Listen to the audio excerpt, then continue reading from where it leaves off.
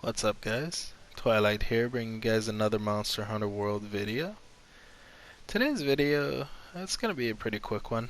I just wanted to show you guys one of my favorite endgame builds that I've been using, especially when I'm hunting Elder Dragons, the tempered Elder Dragons. I typically like to use this set because it's pretty strong against them. But yeah, let's take a look. So this set, as you can tell, of course, has critical eye.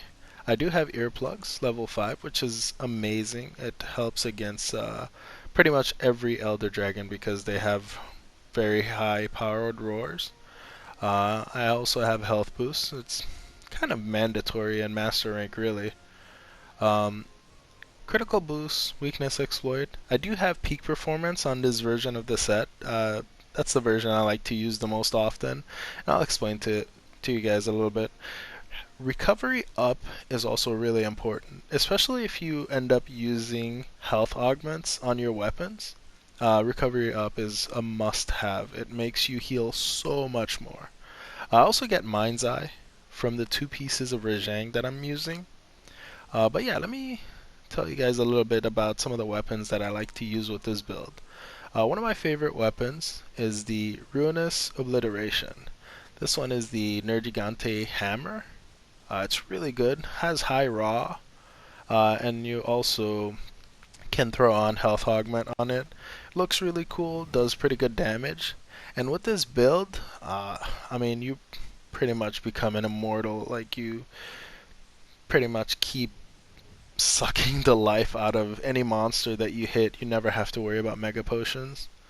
A build that I like to use with it, if I don't want to use flawless, would be this build.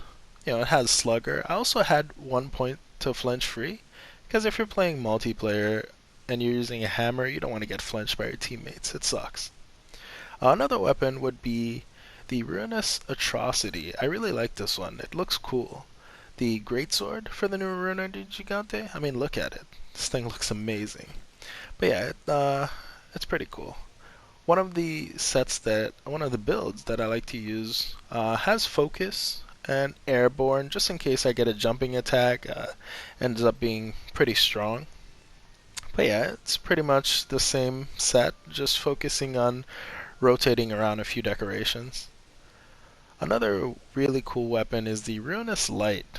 That is the switch axe for the Runa Gigante. This weapon, I mean, look at it. It just looks so awesome.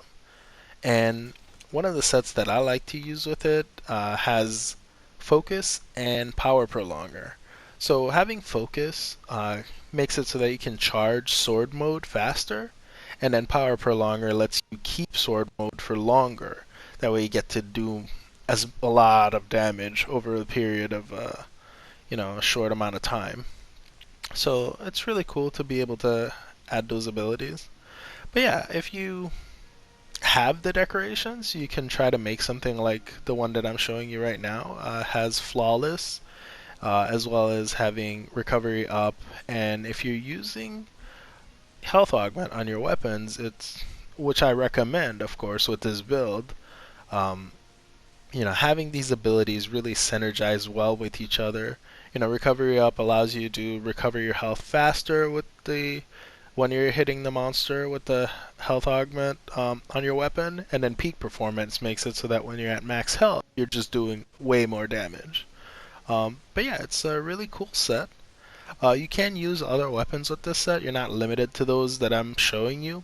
But I do recommend Nergigante weapons just because they have a really good chunk of sharpness. Like, you can use the Sword and Shield, the Ruinous Eradication. That works really well. And you can also use the Ruinous Extermination, which is the longsword. That also works really well. But yeah, you can make the build your own. It's a really fun set to use. Being able to heal yourself while you're attacking the monster and doing consistent high damage is really, really fun. Never really have to worry about using mega potions, and you can really make it your own. As you guys could see, I just switched around decorations in order to really add some of the abilities that I want depending on the weapon that I would be using. But yeah, I mean, that's pretty much it, guys. That's the build.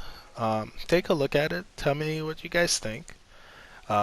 It's been a really fun build that I've been using as I'm farming for decorations in the end game for Monster Hunter World Iceborne. But yeah, I mean, that's it, guys. I'd like to see what some people come up with. I did get lucky and found those 2 Phoenix decorations. By no means do you need them, but they're a really amazing add-on, so I figured I'd just throw it on the set. But yeah, I mean, that's it for me, guys. I'll let you guys take a look at the room, some of the endemic life that I've captured. But yeah, I really appreciate you guys stopping by, listening to me talk. I also appreciate some of you guys stopping by and watching the stream once in a while. But yeah, that's it, guys. Thanks for watching, and I'll see you guys in the next video.